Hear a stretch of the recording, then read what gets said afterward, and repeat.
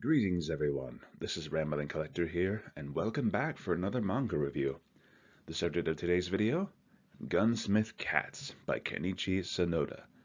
And oh yeah, ladies and gentlemen, we're going to be diving into some of the classics today, and I personally cannot wait to talk about this one. Let's get into it, shall we? So for those of you who do not know, Gunsmith Cats is an oldie but a goodie. This manga actually began in 1991, ended in 1997, had a follow-up sequel series that lasted for a year or two called Gunsmith Cats Burst, and is now being re-released in the 2020s in a new omnibus format. And for those of you who may want to know the story of Gunsmith Cats, we mainly follow the adventures of Riley Vincent and Minnie Mae Hopkins, who, on the public, run a gun shop called Gunsmith Cats, but in their private work, they operate as bounty hunters, working to solve cases for the police throughout the city of Chicago. And to me, honestly, that is actually really cool that we get to see them on the home front of America, stopping crimes, dealing with drugs, and of course, engaging in high-speed chases and absolutely fun gun-toting action.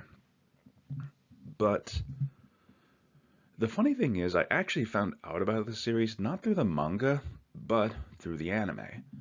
And for those of you who don't know, Gunsmith Cats originally, way back when, had a whole 3-episode OVA series that's kind of its own standalone thing. But I do think it holds up in getting more people interested in the series, especially if they are craving more. But also, it's a very fun way to give you a taste of what you'll be in for whenever you do check out the manga proper. The anime itself still holds up really well. You can definitely tell it's got that much more older style English dub where people could either do and say what they wanted or improv. However, it is not on the level of Ghost Stories, I'd argue, but it still holds up with that crisp 90s animation. But if you're a physical media collector, good luck finding it because it is damn near impossible. But you can easily find it if you just scour the web, I'm pretty sure. But anyways, to my surprise, they started re-releasing this manga in the new omnibus format, and you will not believe how quickly I snatched up books 1 and 2 when I saw they were on the shelf. Like, they stood out to me, especially with the fact that they have like those bright orange colors and cover art. So immediately it grabbed my attention, and I was just like, hello, what are you doing here? And snatched them up almost immediately. And I can say I've never looked back since. Currently, I'm 2 books in on the series. The 3rd omnibus has just released, and yes, you can bet that I have absolutely grabbed it up. But anyway, the manga, one of its biggest strengths, I'd argue, is that its various chapters can feel very episodic. Now, for some, that might be a little bit off-putting, but to me, I feel like that really helps to keep the story fresh and interesting without growing stale. And of course, it's always backed up by amazing amounts of gun-toting action and high-speed chases. And this plays into the fact that the author, Kenichi Sonoda, actually is a huge fan of all things of very high-functioning cars and guns. Like, he's a total gun nut and a huge fan of muscle cars and things like that. And honestly, I thoroughly love that for the guy. And you can just tell he put his love into the craft, especially when it comes to people like Riley Vincent or Bean Bandit, or even just any of the characters who know all these high-speed or highly well taken care of models of cars. But then you hear Riley, who is an absolute gun nut, going off on a highly detailed explanation about a certain firearm that she has been looking for. She knows all the makes, models, how they work, how to break them down. And frankly, I feel like that helps her out a lot as a bounty hunter, but it's also just fun for her as a character to have that little niche of just being such a little gun nut. Meanwhile, you've got Minnie Mae Hopkins over there, who's going to be throwing explosives at you that she can personally craft herself, and that alone is terrifying to think about. Like, imagine a young teen just running at you with custom-made explosives. And you don't know either how powerful or how weak they're going to be, but you know that if she is well trained, you're going to be in for a very, very bad time. Like, imagine her just running at you with a homemade claymore. Yeah, that's scary. But that's one thing that I do love is the interactions with the characters, how they solve cases, the various different people that they come up against, including criminals, some with tragic backstories like we do see later in the manga, but others are just straight out at it for the money, participating in drug trades, things like that, and you're just thinking to yourself, please take them down. I do love whenever they're able to bring in either old returning characters from previous chapters and add a little bit of story. And more often than not, some of the plot points from previous chapters can fold over into future chapters and add more to the story, making an overarching theme. But even then, the chapters, once again, can be very episodic.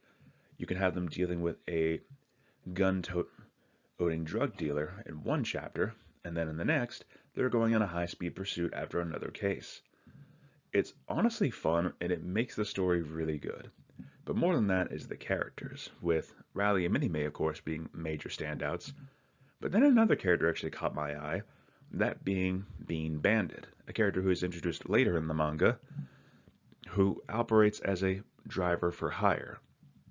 And never let it be said that this man is not an absolute unit when he needs to get into a fight, but he's also a very, very skilled driver, and apparently, Bean Bandit himself was so well liked, he actually had his own little manga for a time that has been re-released in the omnibus for Gunsmith Cats, which I am very appreciative of because I like Bean Bandit as a character. He's no nonsense, sticks to the job even if he hates it, just to see how it runs around. But more than that, he doesn't really hate Rowley on a personal level. It's more so that this is his job, this is what he's paid to do, and this is why he needs to do it. He's a professional. But I do like the fact that he does not get involved in drugs, at least as far as I remember. Forgive me, it's been a little while. Like, Bean Bandit has his own code when it comes to these things. And he has become a favorite of mine, and I love seeing his and Riley's interactions. Not gonna lie, I'm kind of hoping either they do either at least date or something later on in the manga, but we'll see. I'm honestly not going to hold my breath, but it would be a fun little thing to see that happen, just because of their chemistry together. But either way, I also love how Rally and Minnie-May, whenever they might be at each other's throats one moment, they still will have each other's back no matter what. And I love that, because that's how you can tell these two have been friends and worked together for quite a while. And they know each other. They know how the other ticks. They know how the other may think. But it's always just fun to see that they've still got each other's backs, even at their worst moments. And I will not lie to you guys, this manga can dive into some very heavy and very dark subject matter at times. So this is definitely not something you should be giving out unless you can handle mature stuff like that. But if you can, well, then you're in for a good time. But of course, I say all this, and it's not just the story, it's also the artwork. So let me get showing you all that.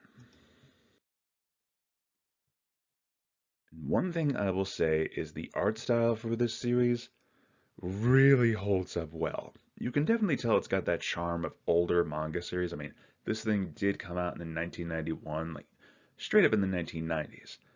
But even then, it still holds up amazingly well. It is so well done with its color, its style, and especially the action sequences flow really well together. And I love how in-depth some of the character art can look, especially when it comes to like the hair, the facial structures, and just, of course, the damage that these folks can dish out. But more so than that, it's also the high-speed chases also look amazing, and you can just tell that Kenichi Sonoda really puts his passions into this manga. And for me, that is one thing that I can absolutely get behind. And I love every second of it. The artwork alone, while it is full-blown of action that will get your blood pumping, it's also really fun to just see it go full-blown goofy at times. Like, let's face it, these characters can also be an absolute mess at times, in the best of ways, and that's only highlighted by the artwork here. Unfortunately, I didn't really find any goofy ones to display here, but more often than not, I think you'll get the point with just how high octane this series truly is. And frankly, I would wholeheartedly recommend picking it up if you can.